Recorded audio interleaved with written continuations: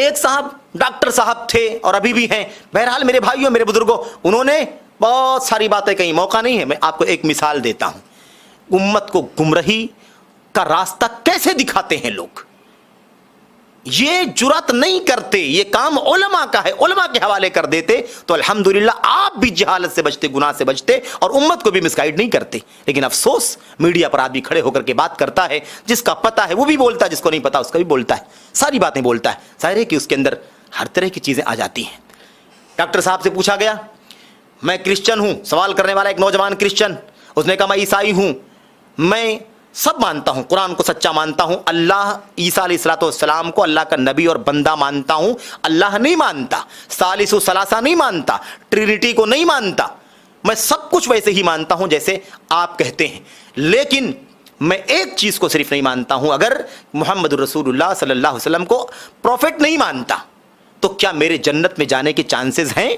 اور اس سلسلے میں وہ آیت کی طرف اس نے اشارہ کیا جس میں چند باتیں بیان کی گئی ہیں، ساری باتیں نہیں بیان کی گئی ہیں۔ فلا خوف علیہم ولا هم يحزنون کہا گیا ہے کہ ایسے لوگوں پر کوئی خوف نہیں ہوگا، کوئی غم نہیں ہوگا، اشارہ کرتا ہے، اور اس کے بعد کہتا ہے کہ میں سب کچھ مانتا ہوں لیکن میں یہ نہیں مانتا، صرف یہ نہیں مانتا کہ محمد اللہ کے پروفٹ۔ کیا جنت میں جانے کے چانسز ہیں؟ کیا میں بھی اس میں آ سکوں گا کہ میں غم مجھے نہیں ہوگا اور مجھے کوئی خوف نہیں ہوگا؟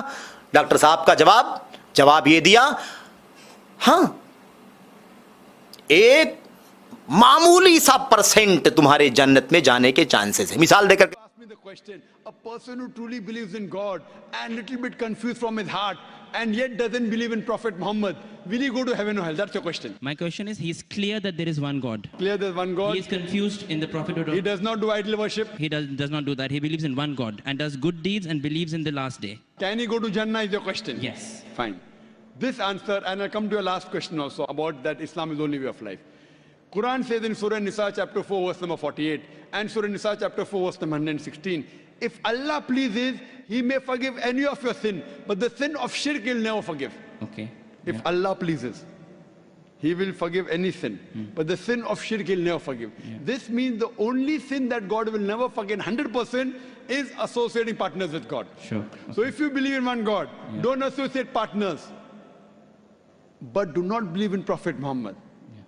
Can you go to heaven? Yes. Chances are there very bleak. Okay. Maybe 0.000000001%. I can't say 100% no, because if you're not doing shirk, the other verses talk about Prophet Muhammad, peace be upon him. Yeah. So if you truly believe, you have to believe in Prophet Muhammad. Yes. But if you ask me no, suppose I believe in God and if I die today, Yes.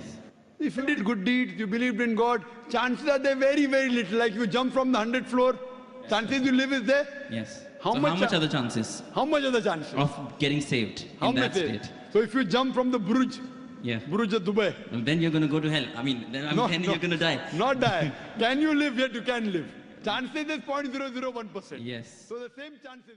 کہ سمجھایا، مثال دیا، کہا ہاں بالکل کوئی مسئلہ نہیں ہے، اگر تم پروفٹ محمد کو نہیں مانتے ہو، بقیہ سب مانتے ہو، عیسیٰ کو اللہ نہیں مانتے، مریم کو اللہ نہیں مانتے، حضرت جبریل کو نہیں مانتے، اللہ سب ایسے ہی مانتے جو مسلمانوں کا عقیدہ، اگر ایک ہی مسئلہ ہے کہ محمد صلی اللہ علیہ وسلم کو پروفٹ نہیں مانتے اللہ تعالیٰ کا، تو بھی تمہیں 0.00001% جنت میں جانے کے چانسز ہیں۔ جیسے کوئی اگر دبئی کے ٹاور سے، برج خلیفہ سے اگر کوئی گر پڑے یا کود پڑے تو 1600 میٹر کی بلندی غالباً ہے، جیسا کہ بیان کیا جاتا ہے، 1.5 کلومیٹر سے زیادہ، اگر 1600 میٹر کی بلندی سے کوئی گرتا ہے تو مطلب اصل تو یہی ہے کہ مر ہی جائے گا، چانس نہ کے برابر ہے کہ کوئی زندہ رہے گا، لیکن ہے ایک گناہ، 0.001% ہے چانس کی زندہ بھی رہ جائے، بالکل ہو سکتا ہے اللہ تعالیٰ کو نہیں اگر لکھا ہوگا موت تو بچا لے گا، بچ جائے گا وہ آدمی، جیسے برج خلیفہ سے جمپ لینے والا زندہ رہ سکتا ہے، ایسے ہی جنت میں جانے کے چانسز اس آدمی کے ہیں جو پروفٹ محمد کو نہیں مانتا۔ استغفر اللہ۔ دلیل اللہ اکبر، اس سے بدتر جہالت کی آخری سطح، کہا اس لیے جنت میں جانے کے چانسز ہیں کیونکہ جنت کس کے لیے حرام ہے؟ دلیل دیا، کہا دلیل یہ ہے، اللہ فرماتا ہے ان اللہ لا یغفر ان یشرک بہ ویغفر ما دون ذلک لمن یشاء، کیونکہ اللہ فرماتا ہے کہ اللہ تعالیٰ صرف شرک کو نہیں بخشے گا اور شرک کے علاوہ گناہوں کو جس کے لیے چاہے گا بخش دے گا، اور یہ پروفٹ محمد کو نہ ماننا شرک نہیں ہے، اللہ نے فرمایا کہ شرک کی وجہ سے انسان نہیں بخشا جائے گا، اور یہ شرک نہیں کر رہا ہے، اس لیے جنت میں جانے کے چانسز ہیں. استغفر اللہ. عقیدے کی کوئی معلومات نہیں, جہالت کی آخری سطح, اور جہالت جہل مرکب. استغفر اللہ. دلیل دے دیا کہ صرف شرک کے بارے میں اللہ فرماتا ہے کہ مغفرت نہیں ہوگی. میرے بھائیوں, پروفٹ محمد کا نہ ماننا, اللہ کے نبی علیہ السلام کی رسالت کا اقرار نہ کرنا, یہ شرک نہیں ہے, کفر ہے. میرے بھائیوں, اتنا بھی سلیقہ نہیں ہے, اتنا بھی علم نہیں ہے عقیدے کا کہ کفر کسے کہتے ہیں, شرک کسے کہتے ہیں, اور لاکھوں آدمیوں کے سامنے میڈیا پر کھڑے ہو کر کے ٹی وی چینل کے اوپر دنیا کے سامنے کہہ دیا کہ تمہارے جنت پہ جانے کے 0.001% چانسز ہیں. استغفر اللہ. کیا ہے یہ؟ کیا ہے یہ؟ گمراہی ہے کہ نہیں ہے؟ یہ نام کتنا بھی اونچا ہو, اونچا وہ ہے جو علم والا ہے, کیونکہ علم والوں کو اللہ نے بلندی عطا فرمائی ہے. یرفع اللہ الذین آمنوا منکم والذین اوتوا العلم درجات, ان کا مقام ہے. اس لیے اللہ کے دین کے معاملے میں کسی کو خاطر میں نہیں لایا جا سکتا, کوئی بھی ہو سکتا ہے.